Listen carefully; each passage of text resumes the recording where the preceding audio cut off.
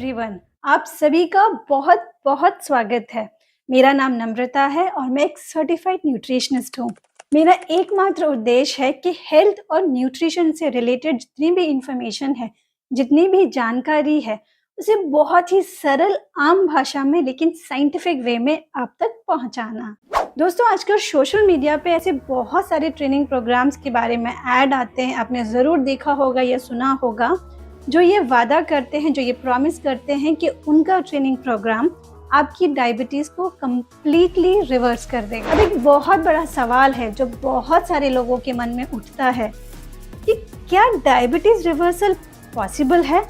तो इसे समझने के लिए हमें सबसे पहले ये जानना होगा कि एग्जैक्टली रिवर्सल का मतलब होता क्या है। यानी कि सबसे पहले ये जानना होगा कि जो रिवर्सल शब्द है इसका एग्जैक्ट मतलब क्या है।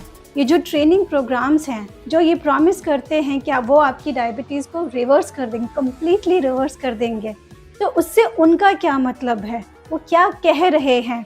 ठीक उसी तरीके से एक आम इंसान जब ये सुनता है कि उसकी डायबिटीज़ कम्प्लीटली रिवर्स हो सकती है तो वो क्या सोचता है। सबसे पहले हम बात कर लेते हैं ट्रेनिंग प्रोग्राम्स के पर्सपेक्टिव से।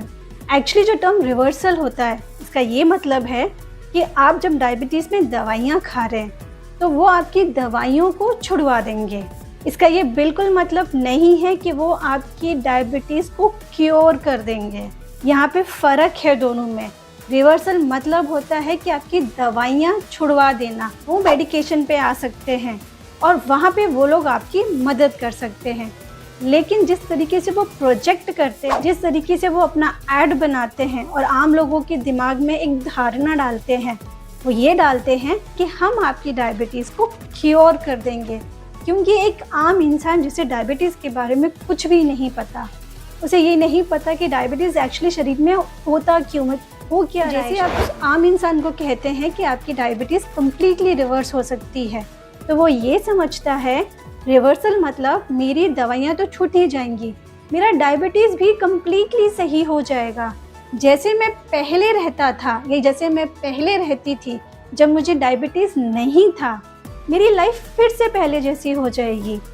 ये गलत है।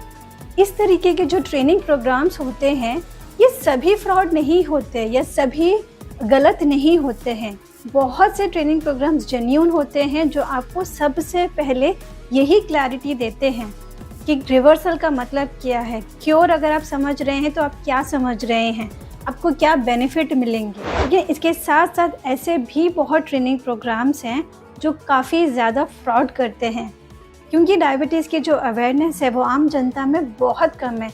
इसी का फ़ायदा उठाते हैं और लोगों को बेवकूफ़ बनाते हैं ये बोल के कि आपकी डायबिटीज़ क्योर हो जाएगी। शब्द वो रिवर्सल यूज़ करते हैं मगर उनका मतलब क्योर होता है। उनका जो समझाने का जो तरीका होता है वो आपको कन्विंस कर देंगे कि हाँ आपकी लाइफ पहले जैसी हो जाएगी। ये फ्रॉड है। इस वीडियो को बनाने का हमारा जो मकसद है वो सिर्फ इतना है कि डायबिटीज़ से जुड़ी अवेयरनेस फैलाने के लिए, ताकि जब कभी भी कोई आपको अप्रोच करे, आपको डायबिटीज़ है या आपके फैमिली में किसी को डायबिटीज़ है, जब वो आपको चीज़ें एक्सप्लेन करे तो आप उसको थोड़ा बहुत समझ सकें और सामने वाला चाह कर भी आपको बेवकूफ़ ना बना सके। इस चीज़ के लिए आपको डायबिटीज़ के बारे में थोड़ा सा जानना बहुत ज़रूरी है और यही इस वीडियो का उद्देश्य है, अवेयरनेस फैलाना। दोस्तों, डायबिटीज़ कई प्रकार की होती है, लेकिन हम बात करेंगे मोटे मोटे तौर पे सिर्फ 2 तरीके की डायबिटीज़ के बारे में जिनसे मैक्सिमम लोग पीड़ित हैं। सबसे पहले हम बात करेंगे टाइप 2 डायबिटीज़ के बारे में, फिर उसके बाद हम बात करेंगे टाइप 1 डायबिटीज़ के बारे में। हम थोड़ा सा जेस्टेशनल डायबिटीज़ के बारे में भी टच करेंगे, क्योंकि आजकल जेस्टेशनल डायबिटीज़ भी बहुत तेज़ी से जितनी भी प्रेग्नेंट फीमेल्स हैं उनमें हो रही है। अब बात कर लेते हैं टाइप 2 डायबिटीज़ के बारे में। टाइप 2 डायबिटीज़ एक्चुअली एक लाइफस्टाइल डिसऑर्डर है, यानी कि जो हमारे खान पान में चेंजेस हुए हैं, हमारे रहन सहन में चेंजेस हुए हैं, हम कुछ भी अनछंट खा लेते हैं, इन सब की वजह से जो हमारे शरीर में प्रॉब्लम आ रही है, जैसे कि सबसे पहले तो मोटापा बढ़ता जा रहा है, ओबेसिटी बढ़ता जा रहा है, लोगों के जो वेट हैं वो एकदम अबनॉर्मल होते जा रहे हैं। यही सबसे बड़ा कारण है टाइप 2 डायबिटीज़ का। जैसे ही आप ओवरवेट होना शुरू हो जाओगे, आप ओबेसिटी की कैटेगरी में आ जाओगे, आपकी जो बेली फैट है, जो बेली एरिया है, उसके चारों तरफ फैट, चर्बी ये सब जमा होने लग जाएगी, यानी कि आपके शरीर में फैट परसेंटेज बढ़ता जा रहा है। ये फैट मॉलिक्यूल्स क्या करते हैं, आपके शरीर में इंसुलिन रेजिस्टेंस पैदा करते हैं। क्या होता है इंसुलिन रेजिस्टेंस? आपने बहुत सुना होगा लोगों के मुंह से, डॉक्टर्स के मुंह से, कि इंसुलिन रेजिस्टेंस की वजह से डायबिटीज़ हो रहा है। क्या है इंसुलिन रेजिस्टेंस? एक्चुअली होता क्या है कि जैसे हम ओबेसिटी यानी बहुत ज़्यादा मोटापे के शिकार हो जाते हैं तो हमारे शरीर में फैट बढ़ जाता है, बेली फैट बहुत ज़्यादा बढ़ जाता है, जो ऑर्गन्स के चारों तरफ चर्बी से जमा हो जाती है, जो फैट बढ़ जाता है।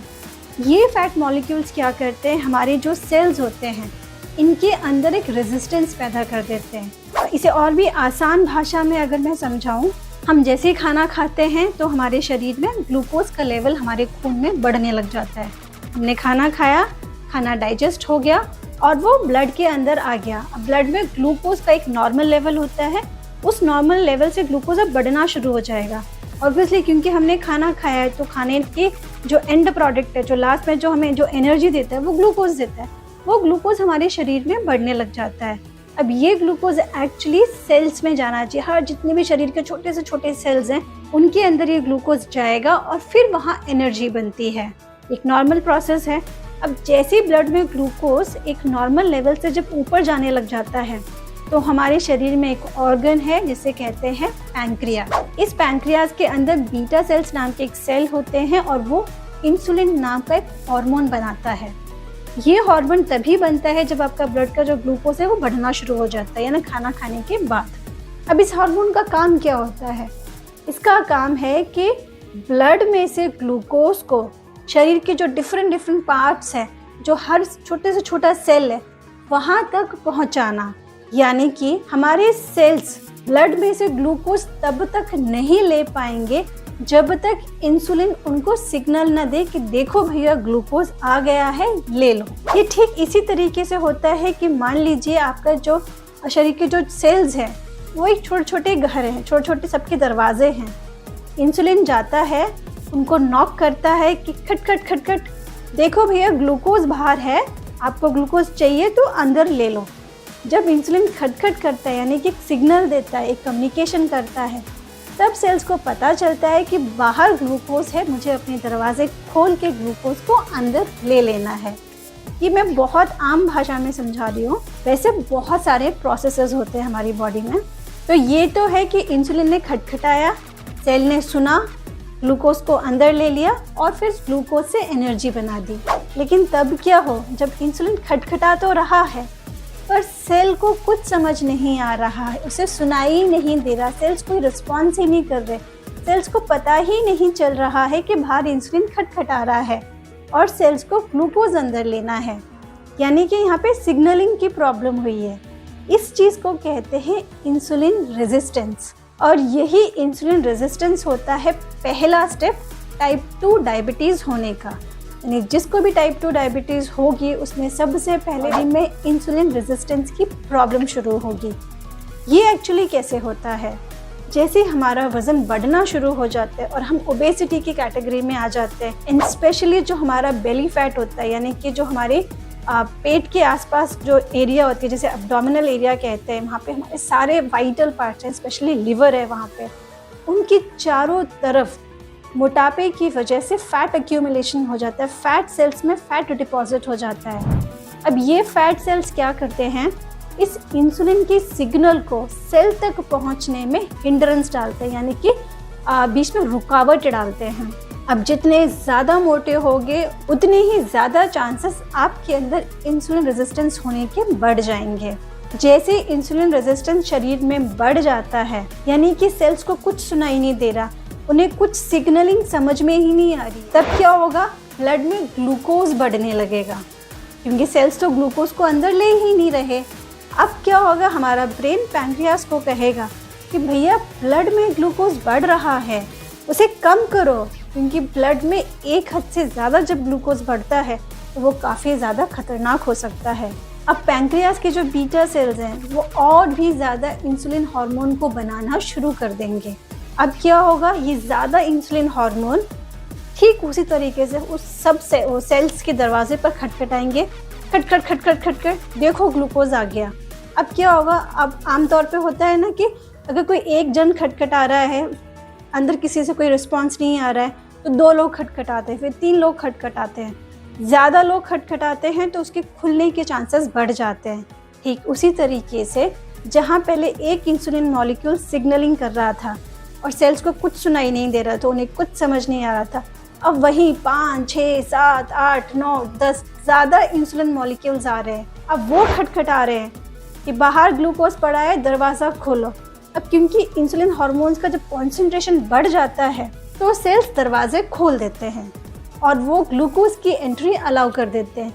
इस तरीके से क्या होगा, जो ग्लूकोज है वो सेल्स में चला जाएगा और फिर से जो हमारा ब्लड है उसमें जो ग्लूकोज लेवल है वो नॉर्मल हो जाएगा। लेकिन ऐसे करने के दौरान हमारे पैंक्रियास के ऊपर बहुत ज़्यादा प्रेशर पड़ता है। पैंक्रियास थोड़े समय तक तो वो झेल लेता है एक्स्ट्रा इंसुलिन बनाना, लेकिन धीरे धीरे अगर कोई स्टेप यहाँ पे ना लिया जाए, अगर इंसुलिन रेजिस्टेंस को सही ना किया जाए, तो धीरे धीरे जो आपका पैंक्रियास है उसके जो बीटा सेल्स हैं वो धीरे धीरे धीरे डैमेज होना शुरू हो जाएंगे। और जैसे ही वो डैमेज होना शुरू हो जाएंगे वो इंसुलिन हार्मोन को बनाना कम कर देंगे। अब सोचिए, आपका इंसुलिन हार्मोन ही जब कम रहेगा तो ब्लड में ग्लूकोज को कौन फिर अंदर भेजेगा, तो ब्लड में ग्लूकोज फिर बढ़ने लग जाएगा। इस तरीके से आपकी जो डायबिटीज़ है वो और ज़्यादा आगे बढ़ जाएगी। यानी कि धीरे धीरे आपकी दवाई के डोसेजेस बढ़ते जाएंगे उस एक्स्ट्रा ग्लूकोज को आपके सेल्स में भेजने के लिए। और अगर इस पर कोई ध्यान न दिया जाए तो आगे चल के एक ऐसी सिचुएशन भी आ सकती है जहाँ पे आपके पैंक्रियास ऑलमोस्ट बहुत कम इंसुलिन बनाना शुरू करे और आपको इंजेक्शंस लगना शुरू हो जाए। ये एक्सट्रीम कंडीशन होती है टाइप 2 डायबिटीज़ के लिए। अब इसका सोल्यूशन क्या है?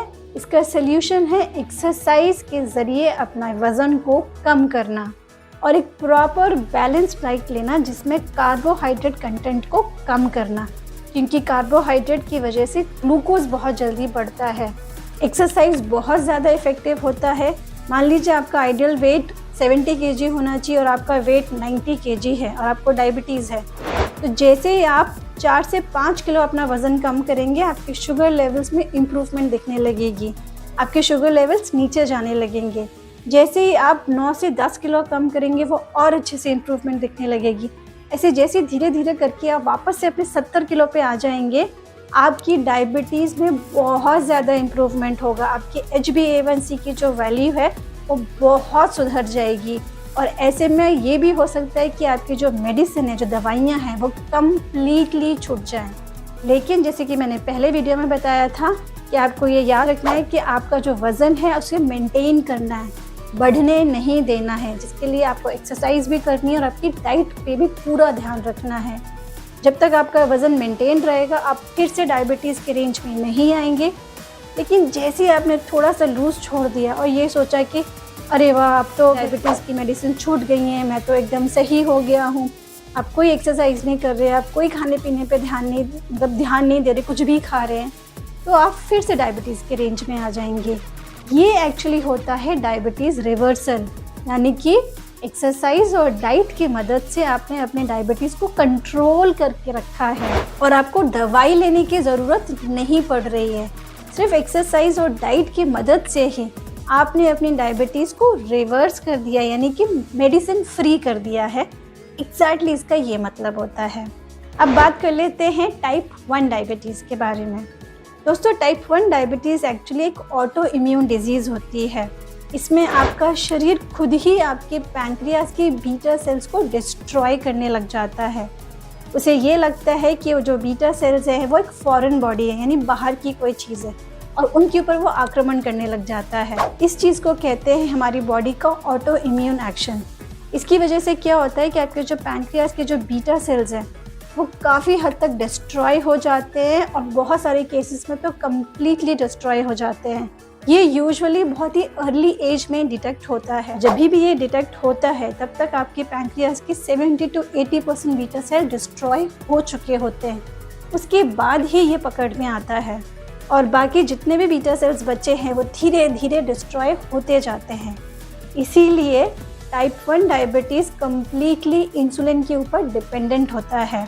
ऐसे लोगों को इंसुलिन के इंजेक्शन दिन में 2 से 3 बार देने पड़ते हैं। और ये कंपलसरी होता है। टाइप 1 डायबिटीज़ रिवर्सिबल बिल्कुल नहीं है। आप कुछ भी चेंज करके, चाहे लाइफस्टाइल में चेंज करें, एक्सरसाइज करें, आप टाइप 1 डायबिटीज़ को रिवर्स नहीं कर सकते हैं। इसलिए आपको हमेशा इंसुलिन इंजेक्शंस पे डिपेंड रहना पड़ता है। तो आपको इस चीज़ का बहुत ज़्यादा ध्यान रखना है कि कल को कोई आपके पास आए और ये कहे कि हम आपकी डायबिटीज़ को कम्प्लीटली रिवर्स कर देंगे, आप अपने इंजेक्शंस लेना छोड़ दीजिए। ये कभी भी मत करिएगा, ये जानलेवा हो सकता है। आप कभी भी अपने इंजेक्शन से, किसी भी प्रकार की जो मेडिसिन जो डॉक्टर आपको दे रहे हैं, उसमें कुछ भी चेंज करने से पहले अपने डॉक्टर से परमिशन ज़रूर लीजिए। बिना डॉक्टर की सलाह के आपको किसी और की बात नहीं सुननी है। तो ऐसे लोग जो टाइप 1 डायबिटीज़ को रिवर्स करने का प्रॉमिस करते हैं अपने ट्रेनिंग प्रोग्राम्स के ज़रिए, वो एक्चुअली फ्रॉड होता है, क्योंकि अभी तक कोई भी ऐसी मेडिसिन नहीं आई है जो टाइप 1 डायबिटीज़ को रिवर्स कर सके। इनफैक्ट इसमें बहुत ज़्यादा रिसर्च चल रही है कि एटलीस्ट कोई मेडिसिन आ जाए जिसे ओरली लिया जाए बजाय इंजेक्शंस के, क्योंकि दिन में 2 से 3 बार इंजेक्शंस लेना काफ़ी पेनफुल होता है। अब बात कर लेते हैं दोस्तों जेस्टेशनल डायबिटीज़ के बारे में। Gestational diabetes usually pregnant ladies को होता है और ये प्रेगनेंसी के दौरान ही होती है। जैसे आप बेबी को डिलीवर कर देते हैं, ये डायबिटीज़ अपने आप सही हो जाती है। तो फिर टेंशन की कौन सी बात? टेंशन की बात है, अगर आपको जेस्टेशनल डायबिटीज़ हुआ है और अब वो बेशक सही हो गया, आपको कोई डायबिटीज़ नहीं है, लेकिन फ्यूचर में आपको डायबिटीज़ होने का जो रिस्क है वो बहुत ज़्यादा बढ़ चुका है। आपको इस बात का ध्यान रखना है कि आपको आपका वेट नहीं बढ़ने देना है और इसके लिए आप एक्सरसाइज करिए और एक प्रॉपर डाइट फॉलो करिए। अगर आप इस चीज़ को ध्यान में रखेंगी तो आप फ्यूचर में अपने आप को डायबिटीज़ से बचा सकेंगी। दोस्तों, मुझे पूरी उम्मीद है कि अब एटलीस्ट आपको डायबिटीज़ के बारे में मोटे मोटे तौर पे चीज़ें समझ में ज़रूर आ गई होंगी, जिससे आप खुद समझ पाएंगे कि क्या आपका डायबिटीज़ रिवर्स हो सकता है या नहीं हो सकता, और साथ में इसको हैंडल कैसे करना है। तो दोस्तों, अगर वीडियो अच्छा लगा है तो जल्दी से इसे लाइक कर दीजिए, अपने फ्रेंड्स के साथ शेयर कर दीजिए, और अगर अभी तक आपने हमारे चैनल को सब्सक्राइब नहीं किया तो जल्दी से सब्सक्राइब कर दीजिए। देर किस बात की, क्योंकि यहाँ आपको मिलने वाले हैं बहुत ही अमेजिंग इन्फॉर्मेटिव वीडियोज़ जो आपके बहुत काम आएंगे। तो आज के लिए बस यही, मिलती हूँ आपसे अगले वीडियो में। तब तक अपना ध्यान रखिए, खुश रहिए, कीप स्माइलिंग, बाय बाय।